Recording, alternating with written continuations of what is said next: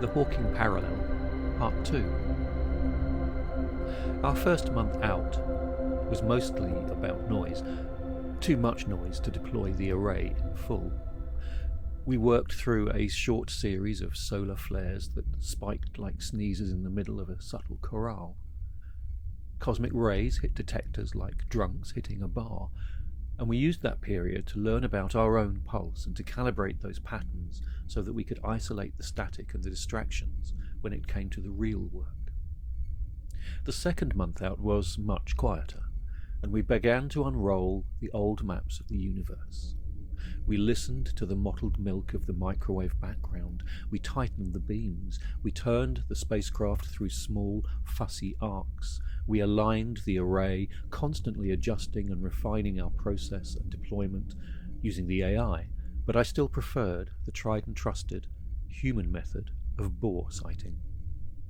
We aimed the array at the Tau A pulsar and picked off the phases as a way of further calibrating the machine.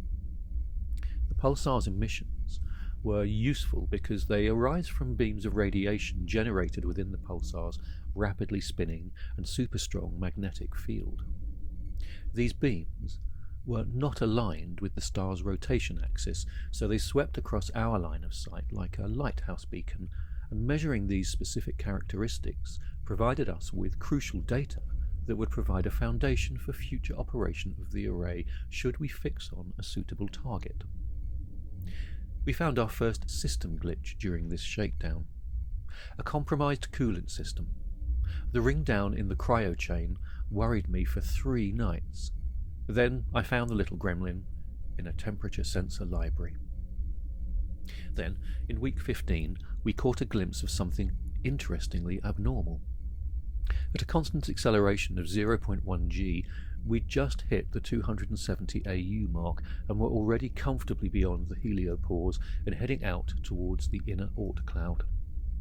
And that was when we thought we saw a ring in what we termed the southern sky, a ring that shouldn't have been there if the universe boiled away alone. And when I say a ring, I really mean more of a smear, or even a memory of a curve, at the edge of a connection. It's difficult to say. I was at my console on the bridge when the anomaly first flared. Got something, I said aloud, trying to keep the excitement masked, but for some reason I wanted this flare to be dull, because dull, well, it tends to keep you honest. Systematics, Reed agreed. He put a finger on the plot that I gave him and he dragged the array around to point at the object of our curiosity.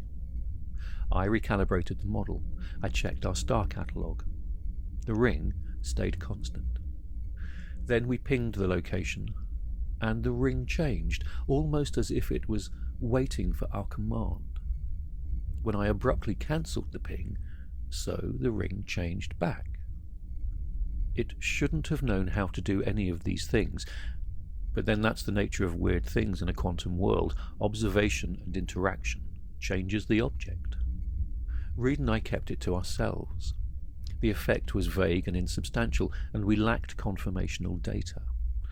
To our chagrin, the ring, the smear, whatever it was, then faded. Neither of us felt ready to shout wolf just yet.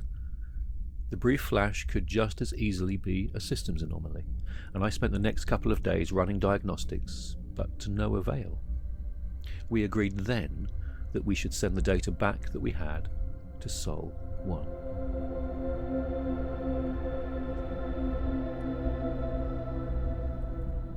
It took 71 hours for Mission Control to get back to us. The response was thrilling and terrifying at the same time. Earth-based deep space observatories had picked up an echo of something at roughly the same time that we had made firm contact. At a remote Antarctic observatory, one of my old Cambridge colleagues, Diane Samuels, had picked up the essence of the ring too. The Lunar Observatory obliged us as well. A small array in a crater had been staring at nothing for 18 months while its funding slowly ran out. Their echo mapped nicely onto our event. The orientation was off by 1.4 degrees, but we could account for that with gravitic distortion. We ran the corrected sims, and the data matched closely enough for a stab at 3 sigma verification. When that corroboration came through, something in me changed emotionally. Awe was the first thing that I felt, but it was cold, almost chemical, the kind of awe that doesn't expand, but narrows everything down to a single breath. For years we had been throwing equations into the dark, and now the dark had whispered back. Then came doubt, and I immediately went on the defensive. I told myself there must be a calibration error, an artifact, or simply wishful thinking dressed up as valid data. I went over the baselines, the priors, the filters, until I could no longer tell whether I was checking for truth or lie. Excitement followed after that in fits, and it wasn't joy, not really. It was more like electricity under the skin. I thought of Reed, asleep, 2 decks down, and felt both the urge to wake him and the need to keep it all to myself a little while longer. The fear arrived later, which surprised me, and it wasn't fear of failure, but rather the fear of confirmation. If this was real, then the universe was larger than I could possibly comprehend. I sat in the dim light of my cabin, hands still in my lap, and tried to measure the distance between wonder and panic. There wasn't much. Even now, when I look back, that's what I remember most, that sense that I was both discovering and being discovered. I didn't sleep that night. I watched the numbers slide across my pad screen like a rising tide over flat sand. In the morning, I made tea for 2, and bleary-eyed took it up to Reed on the bridge, who was similarly pensive. He wasn't smiling much during this period. "Right," said Reed. He sat back and looked at the ceiling. "We're at that stage where a sane person writes a careful memo and tells everyone to calm down," he said. "Well, you're sane enough, aren't you?" I replied. "Not today," he replied, grinning for the first time in a while.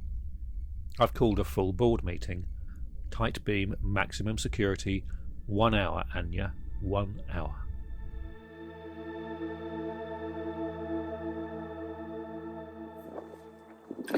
So, there you have part 2 of The Hawking Parallel, taken from my upcoming novel, A Symphony of Silence, due at the end of 2026, which is the second part of a science fiction duology, Cry Havoc, the first part being Solitude of Stars. You can see a link to Solitude of Stars at the bottom of the screen, alongside websites and so on. If you like the story, then please hit the like button. If you want to follow and subscribe, then please do. You'll join over 130,000 others who hear these stories on a regular basis. And do comment if you want to post the story on. In the meantime, I'll be working on part 3 for tomorrow, and I will be with you again with that next part of the story as soon as I can. Take care for now. I'll catch you with part 3.